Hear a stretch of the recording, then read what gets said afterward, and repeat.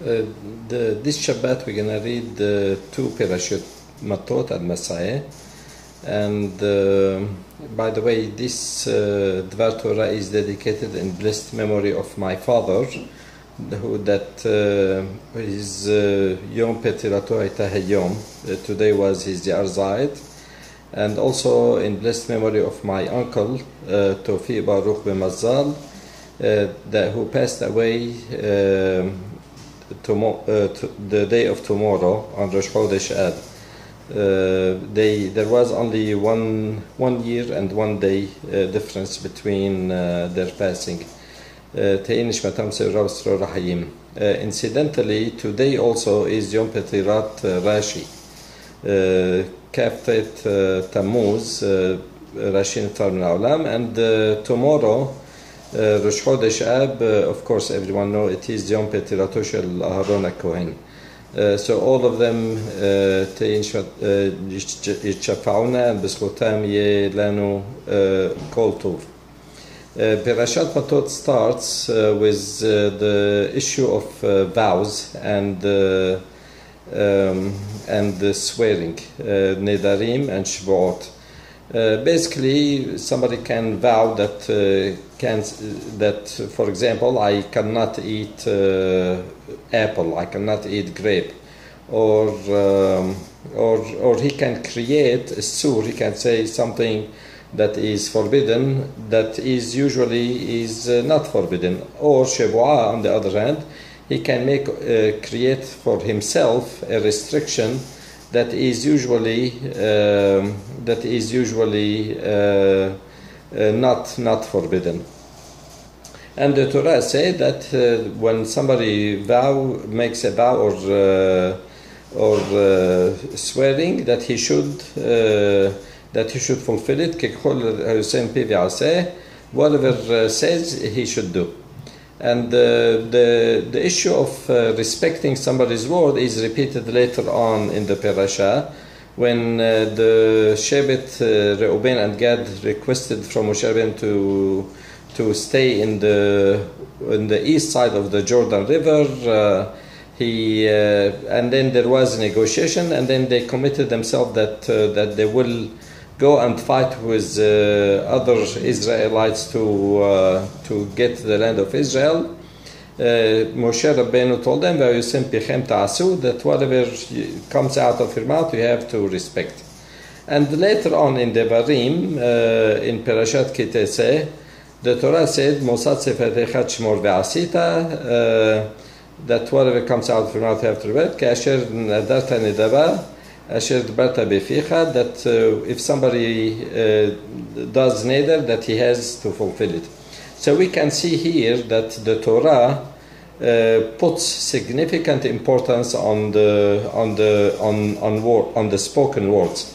In fact, we should not be surprised, because the whole world was created from talking. Hashem vayomer Elohim yehi or, vayomer Elohim yerakav shamayim, vayomer tacheh haaretz. They say all the universe was created with the talk of Hashem. Be'asara ma'amarot nebra ha'olam, that 10 times he said vayomer, and the universe was created. And so here we can see the importance of the spoken word.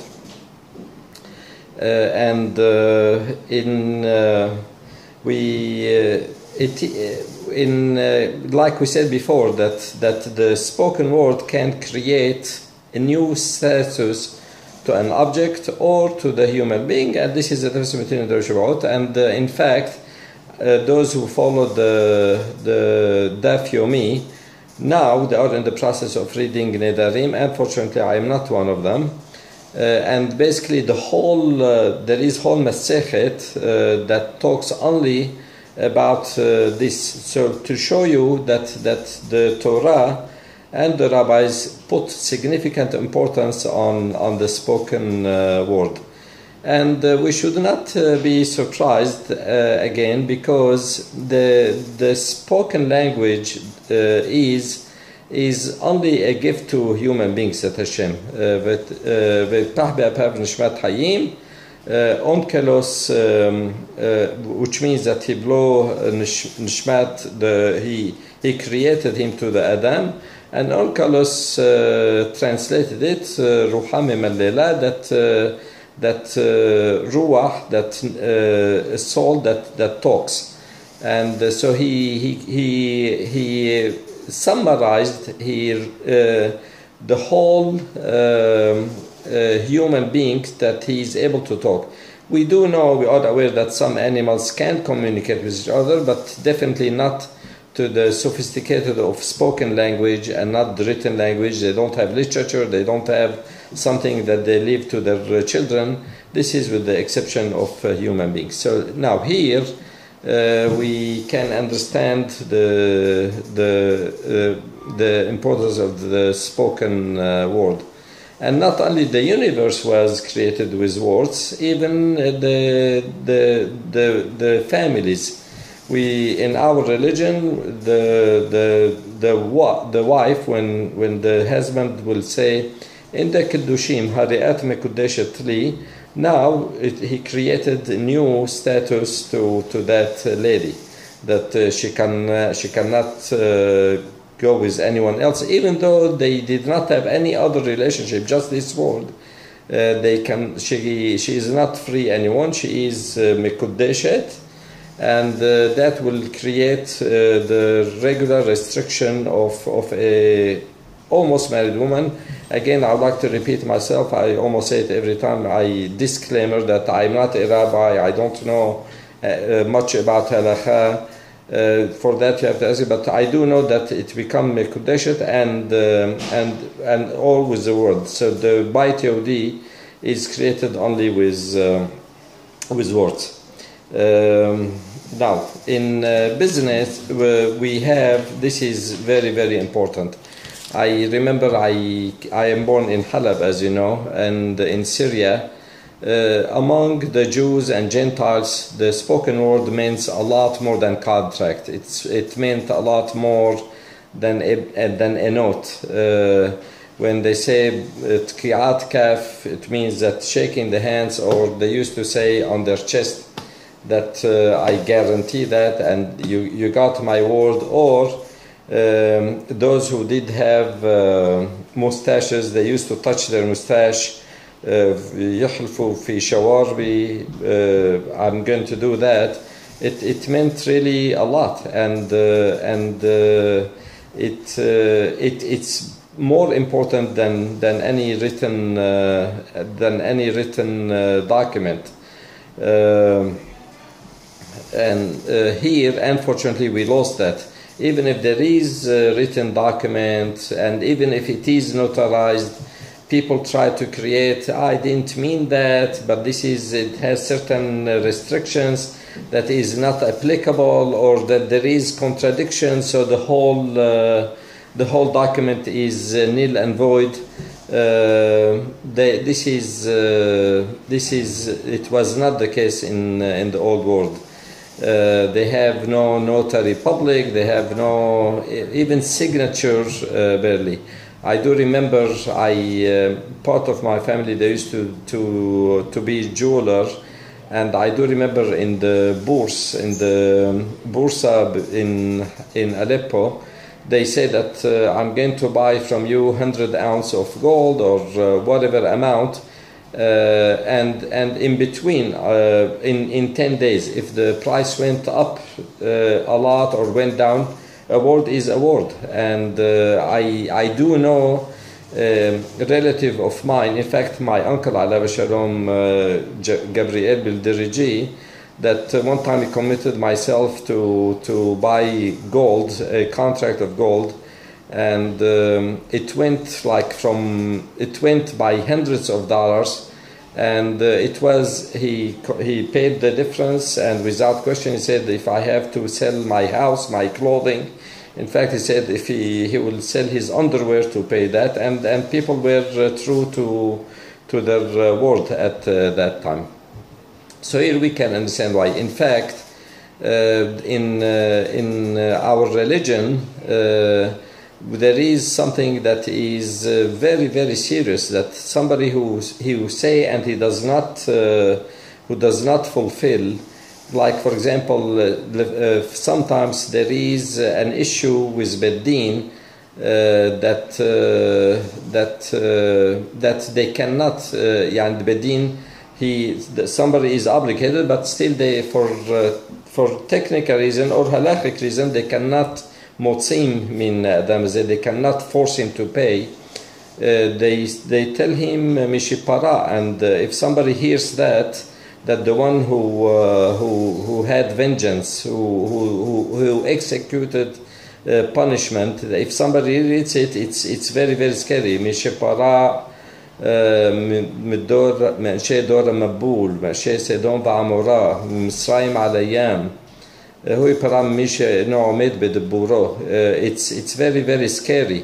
And the reason I believe is that why they use this terminology, why that utter destruction to full communities and in fact to all humanity, because like we said that the world is based on spoken word, on promises, and when somebody does not fulfill his promise, he is like really destroying this world. So we have to be very, very careful on what we say and also on what we commit ourselves to do. Now the best thing is when it comes to vows, don't do it. When it comes to tzedakah, you have to be 100% sure that you have the money in the bank, that you are going to be able to fulfill it and pay it in the promised period. And if there is no specific period, they say that it is 3 Haggim, 3 holidays, which means that it can be as short as almost 6 months, a little bit more, or as long as almost a year, depends on when the vow was made. But somebody has to be very, very careful. And when it comes to contract, all the differences has to be ironed out before. Hafez Haim said that this is one of the main thing for people to be careful, to prevent arguments later on, and other abirot like lo tonu ish et ahiv. If he said that don't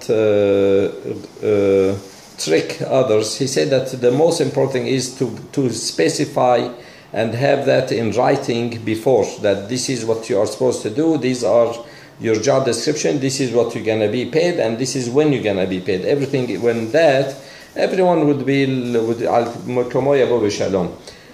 and so we have to be very careful. Now the other thing is that it is interesting that why he addressed that this particular Mattot Maeei, almost the Torah is very practical, but apparently it talks about the politician this day, because they are notorious that they don't say, that they don't do anything that they promise during the campaign that they are going to do. And that's why that they are notorious, and that's why they address them. In fact, we know that a few months ago in March there were elections in Israel, and the joke is that before the election, the walls talk to the people. They say, vote Shas, vote Likud, vote Bayit Yehudi. We're gonna give you that. We're gonna decrease the prices of housing. We're gonna control. We're gonna decrease the taxes, whatever. And then after the election, the people talk to walls. They don't listen. And we tell them, you said that. They say, I said that, but I didn't. Hibtati like ro hibtati la'asot. I didn't promise that I'm going to do it. I just hibtati. So that means that we have to be the politician are notorious for that. And also one other thing is ياsse, There is midrash. We do know that somebody has to speak good. תמיד לפתוח הפה על הטובה ולא על הרעה. That somebody has to say something always nice, wish something good. And I'm going to say one example only on something good, and the rest it is available in Nabi and Ketubim and in the Talmud. Abraham Avinu, when he went with Yitzhak to sacrifice him, he told the people that were him, "Atem shivu lachem im po im hamor, ve'ani v'nar nirchatko v'nishtahave v'nashuva alechem." He said that we will worship God and we will come back. And it happened. So he opened his mouth for something good, and it got fulfilled.